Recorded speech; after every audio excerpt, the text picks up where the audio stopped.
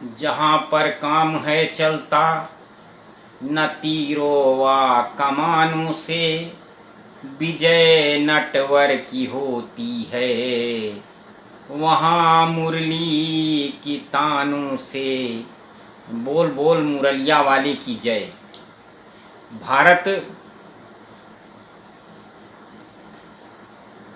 भारत ऋषि मुनियों का देश है।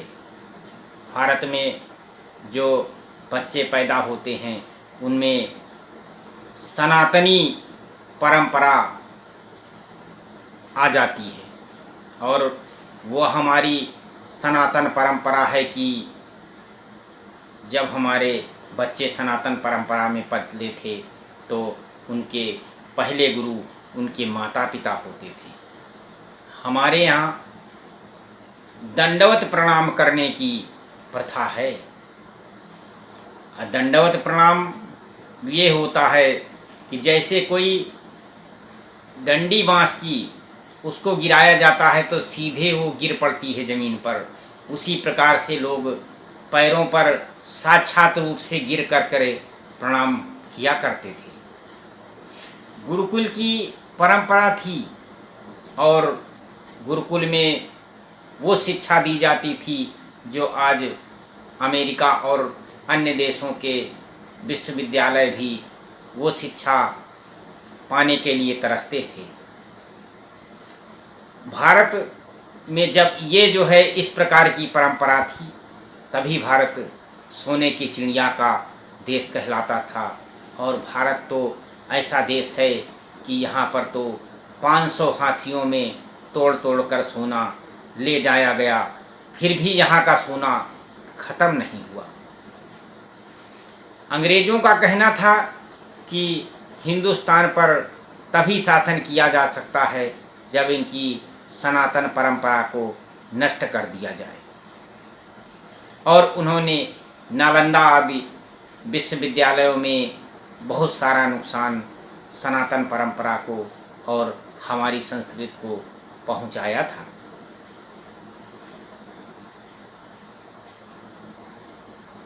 उस समय से अपनी सनातन परंपरा और सनातन धर्म को बहुत क्षति पहुंचाई गई। जो भारत का गुरुकुल में पढ़कर विद्या ग्रहण कर बच्चे विद्यार्थी निकलते थे उनके अंदर समस्त संस्कार विद्यमान होते थे। समस्त प्रकार की वो संस्कृत और योग्यता होती थी कि हमारा जो है सनातन परंपरा में हमारा ज्योतिष विज्ञान है, और ज्योतिष विज्ञान के आगे आज का जो है विज्ञान फेल है। ज्योतिष विज्ञान बहुत आगे है आज, लेकिन सनातनी परंपरा पर फिर खतरा पैदा हो रहा है, क्योंकि हमारा जो लोग हमारी सनातन परंपरा को नहीं जानते हैं या जो जान करके इग्नोर करते हैं, वो लोग कुचक्र में फंस करके गलत करने को तैयार हो रहे हैं, और वे अपने जीवन को नष्ट तो करेंगे ही, साथ ही हमारे भारत का भी बहुत बड़ा नुकसान कराएंगे। ऐसे ही भारत विश्वगुरु नहीं है, ये भारत ऋषि मुनियों का देश है। यहाँ पर त्याग तपस्या के बल पर लोग मंत्र के बल पर, मंत्र का जो बल है वो सबसे बड़ा बल है, और मंत्र के बल पर जो कार्य हो जाते हैं जो बड़े बड़े वैज्ञानिक नहीं कर पाते हैं। और मैं आज आपको थोड़ा सा कलयुग में सतयुग की व्यवस्था के बारे में बताता हूँ कि इस कलयुग में आप यदि अगर आप ठीक से चलते हैं तो आपका जो है सतयुग का जैसा जीवन व्यतीत होता है। सतयुग को उस समय जब जो है सतयुग था तो सतयुग में लोग सत्य बोलते थे, धर्म पर चलते थे। और उस समय देखिए गोस्वामी जी ने लिखा है नहीं दरिद्र कोई दुखी न दीना, नहीं कोई अबुद्धि न लक्षण हीना। फूलहि फरहि सदा तरु कानन, रहहि एक संग गज पंचानन। और लता बिटप मांगे मधु चमहि, मन भाव तो धेनु पय श्रमहि। तो वो सतयुग था जिसमें कि कोई ना दरिद्र होता था, न कोई दुख होता था, न किसी प्रकार की किसी को कोई रोग होता था, न रोग न दोष होता था। आज हमारे देश में भी देखिए, भारत को हमारे प्रधानमंत्री ने कहाँ से कहाँ पहुँचा दिया। और इसी जो है सनातनी परंपरा को लेकर के लोगों से, बड़े बड़े जो है देशों के बड़े बड़े राष्ट्राध्यक्षों से, माननीय प्रधानमंत्री और माननीय मुख्यमंत्री योगी आदित्यनाथ जी ने लोगों से आरती करा दी, लोगों से उनके गंगा आरती में भाग करा दिया, प्रतिभाग करा दिया, पूजा पाठ करा दिया। और जिस प्रकार से हमारे जो है देश में अन्न खाने की परंपरा है, वैसी परंपरा अन्य देशों में नहीं है। इतने जो व्यंजन यहाँ पर हैं और इनका जो स्वाद है वो लेने के लिए दूसरे राष्ट्र के राष्ट्राध्यक्ष, आपने पढ़ा होगा कि अभी जो भी हमारे कार्यक्रम होते हैं उनमें जो है दूसरे देश के राष्ट्राध्यक्ष प्रतिभाग किए और उसमें उन लोगों ने भारत के व्यंजनों का आनंद लिया और भारत की सराहना की। तो आज अब भारत विश्व गुरु की श्रेणी में आ गया है और हम आगे जा कर के बहुत उन्नत करके इस देश को आगे बढ़ाएंगे। जय हिंद, जय भारत। सीताराम राम राम, राजा राम राम राम। सीताराम राम राम, राजा राम राम राम। सीता राम राम राम, सीता राम राम राम। कलयुग मानव की भक्ति के प्रति आस्था कम हो जाती है, या तो भक्ति मार्ग, या तो भक्ति करते ही नहीं। यदि करते हैं तो शास्त्र विधि त्याग कर मनमानी भक्ति करते हैं, जिस कारण से परमात्मा से जो लाभ वांछित होता है वह प्राप्त नहीं होता। इसलिए अधिकतर मनुष्य नास्तिक हो जाते हैं। धनी बनने के लिए रिश्वत चोरी, डाका डालने का माध्यम बनाते हैं, परंतु यह भी फिर धन लाभ की ना होने के कारण परमात्मा के दोषी हो जाते हैं तथा प्राकृतिक कष्टों को झेलते हैं। परमेश्वर के विधान को मानव भूल जाता है। किस्मत से अधिक प्राप्त नहीं हो सकता। यदि अन्य अवैध विधि से धन प्राप्त कर लिया जाता है तो वह रहेगा ही नहीं। जैसे एक व्यक्ति अपने पुत्र को सुखी देखने के लिए अवैध विधि से धन इकट्ठा करता है, कुछ दिनों पश्चात उसके पुत्र के दोनों गुर्दे खराब हो जाते हैं, या किसी प्रकार का और कोई शारीरिक कष्ट हो जाता है जिसमें उसका जो है इलाज में बहुत सारा पैसा डूब जाता है। जो धन अवैध रूप से जोड़ा गया था उससे अधिक खर्च हो जाता है और काफ़ी कुछ कर्जा लेना पड़ता है, तब जाकर के वो अपने पुत्र के जीवन की रक्षा कर पाता है। इस प्रकार से ये मैं आपसे बताना चाहता हूँ कि जो सात्विक धन आप कमाइए वो अपनी कठिन परिश्रम का हो, तभी आपको जीवन में लाभ प्रदान करेगा। सीता राम राम राम, राजा राम राम। ता जहाँ पर काम है चलता, न तीरों व कमानों से विजय नटवर की होती है, वहाँ मुरली की तानों से। बोल बोल मुरलिया वाले की जय।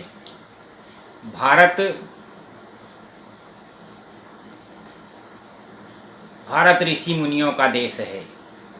भारत में जो बच्चे पैदा होते हैं उनमें सनातनी परंपरा आ जाती है, और वह हमारी सनातन परंपरा है कि जब हमारे बच्चे सनातन परंपरा में पले थे तो उनके पहले गुरु उनके माता पिता होते थे।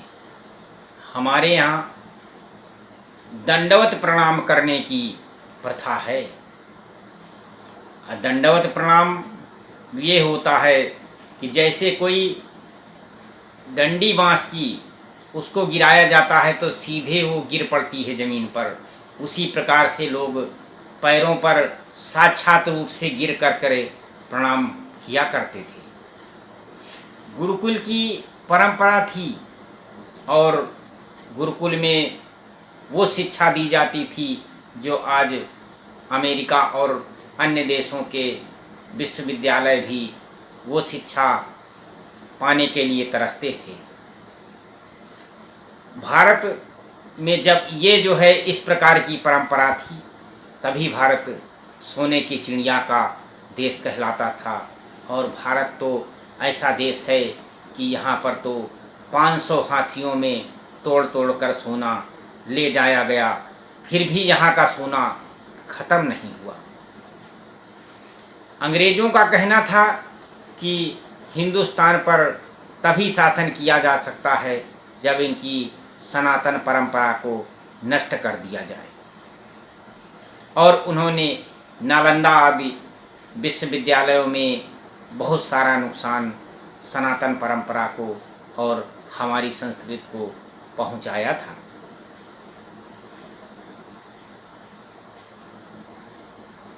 उस समय से अपनी सनातन परंपरा और सनातन धर्म को बहुत क्षति पहुंचाई गई।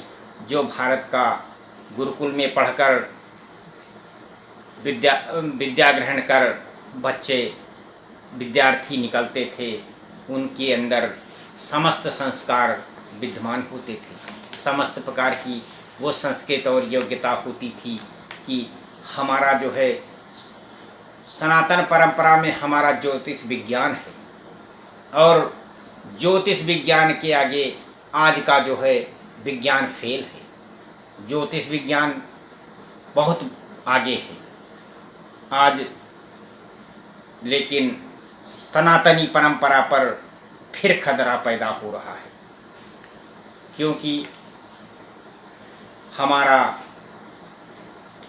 जो लोग हमारी सनातन परंपरा को नहीं जानते हैं या जो जान करके इग्नोर करते हैं, वो लोग कुचक्र में फंस करके गलत करने को तैयार हो रहे हैं, और वे अपने जीवन को नष्ट तो करेंगे ही, साथ ही हमारे भारत का भी बहुत बड़ा नुकसान कराएंगे। ऐसे ही भारत विश्व गुरु नहीं है, ये भारत ऋषि मुनियों का देश है।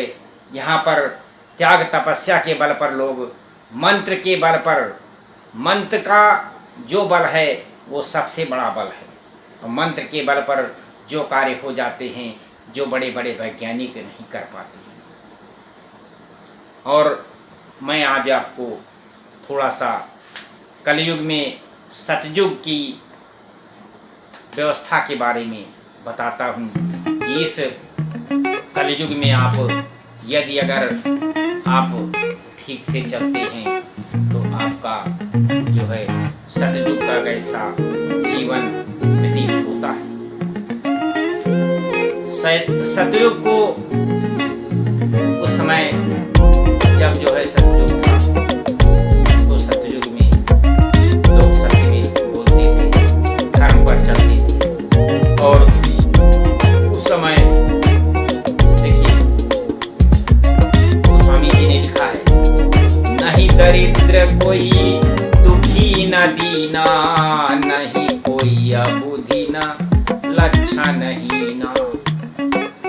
फूलहि फरहि सदा तरु कानन, रहहि एक संग गज पंचानन। और लता बिटप मांगे मधु चमहि, मन भाव तो धेनु पय श्रमहि। तो वो सतयुग था जिसमें कि कोई ना दरिद्र होता था, कोई दुख होता था, ना किसी प्रकार की किसी को कोई रोग होता था, ना रोग ना दोष होता था। आज हमारे देश में भी देखिए, भारत को हमारे प्रधानमंत्री ने कहां से कहां पहुंचा दिया। और इसी जो है सनातनी परंपरा को लेकर के लोगों से बड़े बड़े जो है देशों के बड़े बड़े राष्ट्राध्यक्षों से माननीय प्रधानमंत्री और माननीय मुख्यमंत्री योगी आदित्यनाथ जी ने लोगों से आरती करा दी, लोगों से उनके गंगा आरती में भाग करा दिया, प्रतिभाग करा दिया, पूजा पाठ करा दिया। और जिस प्रकार से हमारे जो है देश में अन्न खाने की परंपरा है, वैसी परंपरा अन्य देशों में नहीं है। इतने जो व्यंजन यहाँ पर हैं और इनका जो स्वाद है वो लेने के लिए दूसरे राष्ट्र के राष्ट्राध्यक्ष, आपने पढ़ा होगा कि अभी जो भी हमारे कार्यक्रम होते हैं उनमें जो है दूसरे देश के राष्ट्राध्यक्ष प्रतिभाग किए और उसमें उन लोगों ने भारत के व्यंजनों का आनंद लिया और भारत की सराहना। तो आज अब भारत विश्व गुरु की श्रेणी में आ गया है और हम आगे जाकर के उन्नत करके इस देश को आगे बढ़ाएंगे। जय हिंद, जय भारत। सीताराम राम राम, राजा राम राम राम, सीताराम राम राम, राजा राम राम राम, सीता राम राम राम, सीताराम राम राम। कलयुग में मानव की भक्ति के प्रति आस्था कम हो जाती है, या तो भक्ति मार्ग या तो भक्ति करते ही नहीं, यदि करते हैं तो शास्त्र विधि त्याग कर मनमानी भक्ति करते हैं, जिस कारण से परमात्मा से जो लाभ वांछित होता है वह प्राप्त नहीं होता। इसलिए अधिकतर मनुष्य नास्तिक हो जाते हैं। धनी बनने के लिए रिश्वत चोरी डाका डालने का माध्यम बनाते हैं, परंतु यह भी धन लाभ की ना होने के कारण परमात्मा के दोषी हो जाते हैं तथा प्राकृतिक कष्टों को झेलते हैं। परमेश्वर के विधान को मानव भूल जाता है। किस्मत से अधिक प्राप्त नहीं हो सकता। यदि अन्य अवैध विधि से धन प्राप्त कर लिया जाता है तो वह रहेगा ही नहीं। जैसे एक व्यक्ति अपने पुत्र को सुखी देखने के लिए अवैध विधि से धन इकट्ठा करता है, कुछ दिनों पश्चात उसके पुत्र के दोनों गुर्दे खराब हो जाते हैं या किसी प्रकार का और कोई शारीरिक कष्ट हो जाता है जिसमें उसका जो है इलाज में बहुत सारा पैसा डूब जाता है। जो धन अवैध रूप से जोड़ा गया था उससे अधिक खर्च हो जाता है और काफ़ी कुछ कर्जा लेना पड़ता है, तब जाकर के वो अपने पुत्र के जीवन की रक्षा कर पाता है। इस प्रकार से ये मैं आपसे बताना चाहता हूँ कि जो सात्विक धन आप कमाइए वो अपनी कठिन परिश्रम का हो, तभी आपको जीवन में लाभ प्रदान करेगा। सीताराम राम राम, राजा राजा राम राम राम सीता।